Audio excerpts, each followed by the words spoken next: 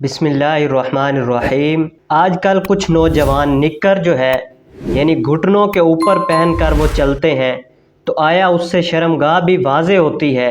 تو یہ شریعت کے اندر لباس جائز ہے یا حرام ہے؟ تو ایسے نوجوانوں کے لیے شریعت کے اندر کوئی سزا مقرر کی گئی ہے یا نہیں؟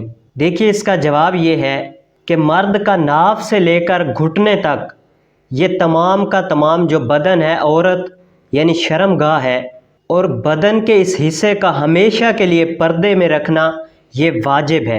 لہٰذا اگر کوئی بالغ لڑکا ایسے شارٹ کٹ یا نکر پہنتا ہے یا چڈا پہنتا ہے تو اس صورت میں ناف سے نیچے کا حصہ لے کر جو حصہ برہنہ یعنی ننگا رہ جاتا ہے تو ایسا کرنا یہ مکروہ تحریمی ہے، اور ایسے لاابالی نوجوانوں کو سمجھانا چاہیے اور ان کو ایسا لباس پہنانا چاہیے کہ جو لباس ستر شرعی کے لیے کافی ہو۔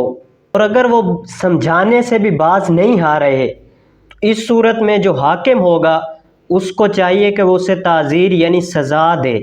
اس کی سزا جو ہے وہ فقط حاکم پر ہی منحصر ہوگی کہ وہ کتنی سزا دیتا ہے یا کون سی سزا دیتا ہے۔